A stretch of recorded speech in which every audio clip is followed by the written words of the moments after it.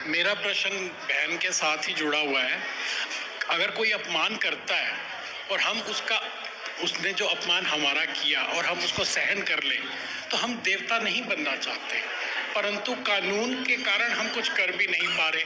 ठीक है। तो अगर अपमान ही सहना होता तो महाभारत में द्रौपदी ने जिस तरह से अपना बदला लिया, जिस भी प्रकार से, तो वो तो गलत नहीं था। सही है। फिर हम क्यों भगवान बने, हम क्यों महाराज बने? तो हम कानून के डर से बैठे रहे, तो फिर लड़ो।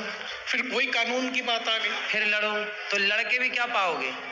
एक सेटिस्फेक्शन हो जाती है कि अपमानित तो नहीं है ना, मन कम से अच्छा देखो, अपमान किस तरह का होता है। अब जैसे रास्ते चलते चलते कोई धक्का मार दे तो क्या उनसे भी लड़ोगे? नहीं नहीं नहीं, वो कोई परिवार में आपका भाई, नहीं, परिवार से भी नहीं होता। फिर कौन? फिर कोई दफ्तर ऑफिस का व्यक्ति आपको गाली दे, हमारा एम्प्लॉई। हाँ, तो आपका एम्प्लॉई है। 14 साल हमने अपने घर पे खिलाया, जिसने हमारा नमक खाया, हाँ, और उसी ने अपमान किया। उसने अपमान किया, हाँ, और वो अपमान करके चला गया। हाँ, तो ये बताओ कि उसने अपमान करके क्या पा लिया? बहुत कुछ पा लिया, हमारा धन ले गया। तो धन ले गया तो उसके लिए आप कानूनी कार्रवाई करिए ना। धन कैसे ले जाएगा आपका? चोरी कैसे करेगा? एक्चुअली आपको पता ही है, कानून हमारे देश में थोड़ा सा वीक है, वो देखो कमजोर है। वो आपको उसकी लड़ाई लड़नी चाहिए कि आप धन कैसे ले गए। लेकिन रही बात अपमान की, जैसे कि आप मेरे साथ 14 साल से हैं, कहते हैं जो प्रतिपालें वही नरेसा। आपके घर का जो व्यक्ति है वो आपका पुत्र है, वो आपके बेटे के समान है।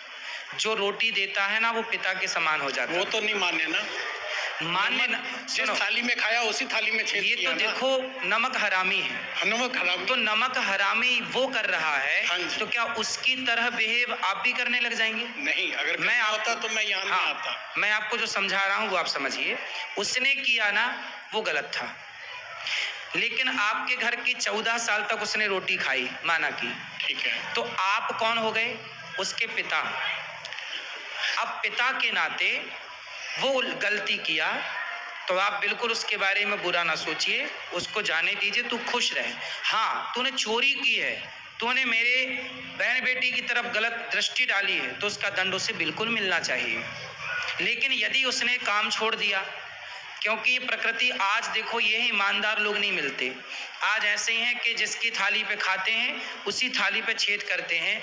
आज कुत्ता बल्कि ईमानदार है, आज के कुछ इंसान कुत्ते से बदतर हैं, गद्दार हैं। सच्चाई है ना? तो है। इन लोगों के साथ ना इसलिए कहते हैं कि किसी के मुंह भी मत लगाओ, किसी को मुंह इतना मत लगाओ कि बाद में कष्ट हो। उतना ही काम दो जितना वो करे, काम पे नजर रखो कौन कैसा कर रहा है, बस वही गलती हो। और ठीक ठीक से कि आज के युग में किसी पर आप भरोसा मत करिए। आपका जरूरत से ज्यादा भरोसा ही आपको नुकसान पहुंचाएगा। यही गलती हो। भरोसा का संसार रहा ही नहीं। अब आंख बंद करके भरोसा आपका करना मतलब सामने वाले को चोर बना रहे हैं आप।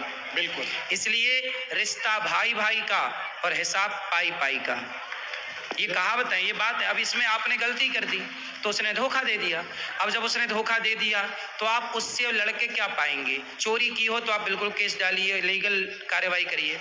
लेकिन हमारे यहाँ बहुत सारे लड़के काम करते हैं, कोई छोड़ के चला जाता है, कोई कहे नहीं, उसके जाने का अफसोस नहीं है, उसके जाने का दुख नहीं है, परंतु जो वो करके गया ना, वो तो बस आपका आशीर्वाद है कि मैं यहाँ हूँ। अगर मेरी जगह कोई और होता तो शायद हार्ट अटैक ही आ जाता। इसलिए जरूरत से ज्यादा भरोसा मत करिए किसी पर। यही गलती हुई।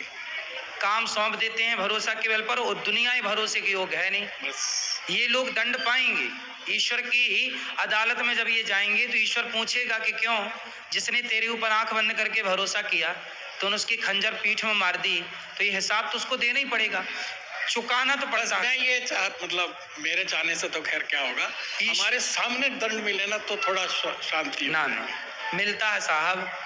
पितामह भीष्म जैसों को बाणों की सैया पे लेट के चुकाना पड़ा, बचा कौन?